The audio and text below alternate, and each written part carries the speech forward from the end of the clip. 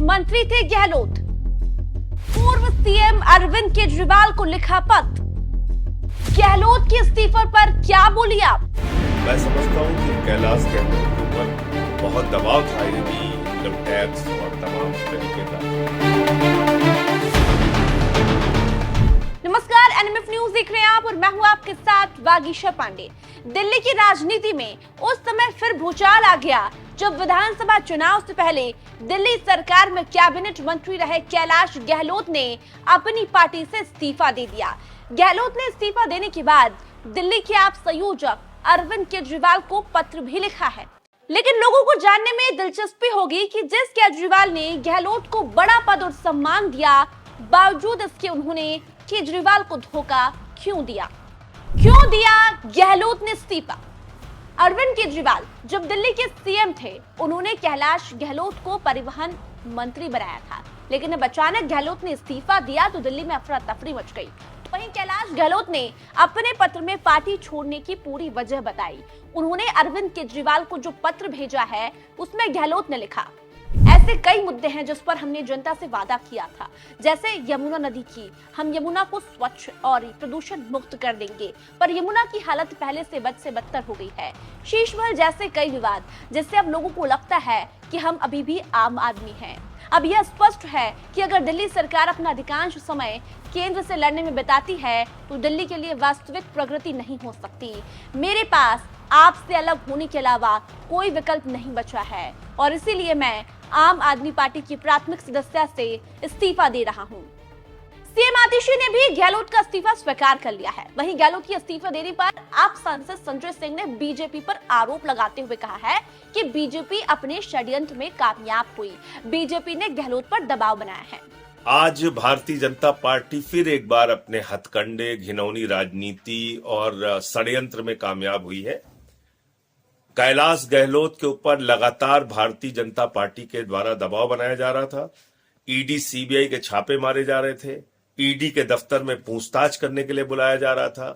Income tax के छापे उनके घर पे मारे जा रहे थे। और ये भारतीय जनता पार्टी की खूबसूरती है नरेंद्र मोदी जी की, कि जब वो किसी के ऊपर ईडी का छापा मरवाते हैं, इनकम टैक्स का छापा मरवाते हैं, ईडी के दफ्तर में पूछताछ के लिए बुलाते हैं, तो जोर जोर से प्रेस कॉन्फ्रेंस करते हैं, चिल्लाते हैं, कहते हैं ये तो कैलाश गहलोत पे ये भ्रष्टाचार है, वो भ्रष्टाचार है। और जैसे ही वो बीजेपी में शामिल हो जाते हैं तो सारे आरोपों से बरी हो जाते हैं। मोदी वॉशिंग पाउडर से उनको धुल दिया जाता है। तो बीजेपी एक बार फिर से अपने षड्यंत्र और अपने घिनौनी राजनीति में सफल हुई है। मैं समझता हूं कि कैलाश गहलोत के ऊपर बहुत दबाव था ईडी, इनकम टैक्स और तमाम तरीके का, और उसके कारण से ये फैसला उनके द्वारा लिया गया है। लेकिन उन्होंने भ्रष्टाचार का आरोप लगाया है, यमुना सफाई के लिए की बात की है, शीश महल। वो ऐसी बातें कर नहीं सकते क्योंकि वो 5 साल तक सरकार का हिस्सा रहे हैं। जिस पार्टी में आप रहे हैं, जिस सरकार में आप रहे हैं, अब मैं कहता हूं ये सारी की सारी बीजेपी की स्क्रिप्ट है। भारतीय जनता पार्टी अब जो स्क्रिप्ट बना के देगी और जिस तरह का षड्यंत्र उन्होंने कैलाश गहलोत जी के खिलाफ किया है, तो उसी तरह से उनको बोलना पड़ेगा। तो वहीं बीजेपी प्रवक्ता प्रदीप भंडारी ने भी गहलोत के इस्तीफा को लेकर अरविंद केजरीवाल पर तंज कसा है। उनका कहना है कि गहलोत का इस्तीफा ये बताता है कि केजरीवाल कितने बड़े भ्रष्टाचारी हैं। कैलाश गहलोत का लेटर और रेजिग्नेशन आम आदमी पार्टी की प्राइमरी मेंबरशिप से, और ये कहना कि शीश महल के कारण आम आदमी पार्टी को जमीन पर नुकसान हो रहा है और आम आदमी पार्टी अपने मूल्यों से दूर जा चुकी है और इसी के कारण उनको रिजाइन करना पड़ रहा है, ये स्पष्ट करता है कि आम आदमी पार्टी के अंदर हर व्यक्ति मानता है कि अरविंद केजरीवाल जी भ्रष्टाचारी हैं। और जमीन पर जब आम आदमी पार्टी के लोग जा रहे हैं, वो मान रहे हैं कि दिल्ली की जनता अरविंद केजरीवाल को शीश महल वाला नेता समझती है और भ्रष्टाचारी समझती है।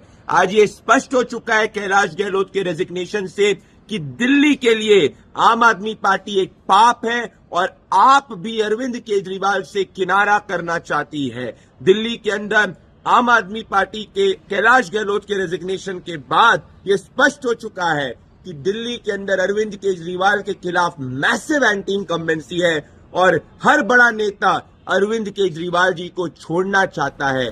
आगे आगे देखिए होता है क्या। केजरीवाल और कैलाश का रिश्ता।